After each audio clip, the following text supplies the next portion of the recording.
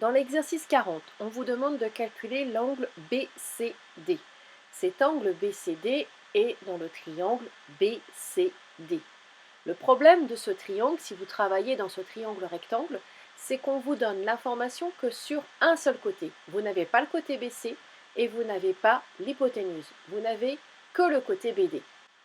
En constatant que l'angle ECA est le même angle que l'angle DCB, vous allez travailler dans le triangle ECA. Cette fois-ci, vous avez deux longueurs de côté pour vous permettre de calculer l'angle C. Vous avez le côté AE qui est le côté opposé à l'angle C et vous avez le côté AC qui est l'hypoténuse de votre triangle rectangle. La formule qui utilise le côté opposé avec l'hypoténuse est le sinus. Vous commencez votre rédaction en signalant que vous avez remarqué l'égalité des deux angles BCD et ACE. Puis vous précisez dans quel triangle vous travaillez, étant donné qu'il y en a plusieurs de possibles dans votre figure. Vous écrivez la formule du sinus, vous remplacez par les valeurs que vous connaissez, vous tapez arc-sin sur votre calculatrice, mais vous ne l'écrivez pas sur votre copie, et vous écrivez l'égalité des angles avec la valeur approchée au degré près. Maintenant, vous devez trouver tous les autres angles de votre figure.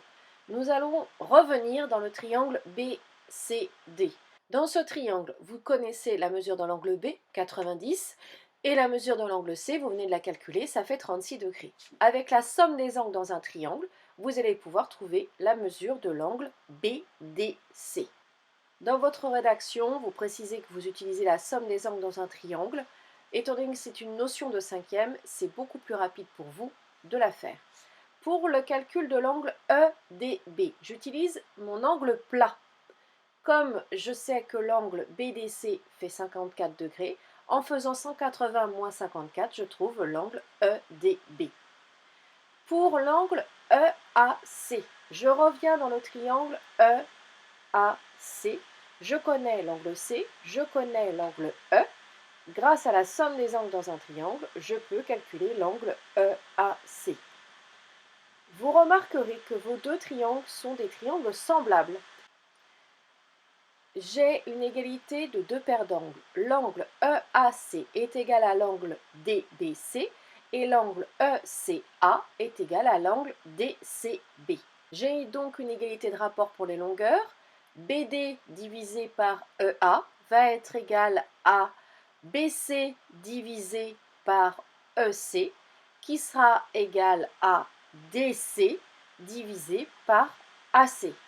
Pensez à faire les liens avec les différentes notions des chapitres précédents. Dans l'exercice 43, je remarque que l'angle formé par l'échelle et le sol est un angle alterne-interne à l'angle formé par les bras et l'échelle. Étant donné que le sol et les bras de l'enfant sont parallèles, je vais pouvoir dire que mes deux angles alterne-internes sont égaux. Les données de l'exercice me permettent de calculer l'angle formé par les bras et l'échelle. Je me place dans le triangle formé par les bras et le corps de Lucas. Les informations pour trouver l'angle que je cherche sont avec le côté opposé à l'angle et le côté adjacent à l'angle. C'est donc la formule de la tangente que je vais utiliser. Faites très attention, vous avez deux unités différentes dans votre exercice, des mètres et des centimètres. Pour faire votre calcul, il faudra faire une conversion. C'est pour ça que je vais avoir 149 sur 68 et non pas 1,49 sur 68. Vous remarquerez que dans ma rédaction, je n'ai pas mis de lettres, je n'ai pas mis de nom, puisque l'énoncé n'en donne pas. Je me suis débrouillée autrement. En tapant à la calculatrice arctan, je trouve un angle de 65,5 degrés. Je peux conclure que la méthode de son oncle est bonne, puisque l'angle formé par l'échelle et le sol est identique à celui formé par les bras et l'échelle. Pour l'exercice 69, on vous demande de calculer l'angle ABC. L'angle ABC est dans le triangle ABC. Le problème de ce triangle, c'est que vous n'avez qu'une seule longueur sur les trois. Mais en remarquant que l'angle ABC est le même angle que l'angle ABD, vous allez pouvoir changer de triangle. On va travailler dans le triangle ABD, où on a deux longueurs de côté. Par rapport à l'angle que je cherche, l'angle B, le côté AD est son côté opposé et le côté AB est son côté adjacent. Je commence ma rédaction par dire dans quel triangle je travaille et que j'ai remarqué l'égalité de mes angles. Puis, je choisis ma formule. La formule qui permet d'utiliser le côté opposé et le côté adjacent, c'est la tangente. J'écris donc la formule de ma tangente. La tangente de l'angle ABD sera égale à AD divisé par AB, côté opposé divisé par le côté adjacent. Je remplace avec les valeurs de mon énoncé. Je tape arc tan sur ma calculatrice, mais je ne l'écris pas sur ma rédaction. Et je respecte l'arrondi de l'exercice qui me demande d'aller au centième de degré près. Maintenant que j'ai mon angle B, je peux calculer mon côté AC. Le côté AC, c'est le côté opposé à l'angle B. J'ai l'hypoténuse, je peux utiliser la formule du sinus. Je précise bien que je change de triangle, que je suis dans le triangle ABC cette fois-ci. J'écris ma formule du sinus. Le côté AC, c'est celui que je cherche. AB, je le connais, et mon angle est de 30,91 environ. Étant donné que j'utilise une valeur rapprochée pour mon angle, je mets que c'est environ égal. Je ne mets pas d'égalité à cause de ma valeur rapprochée de mon angle.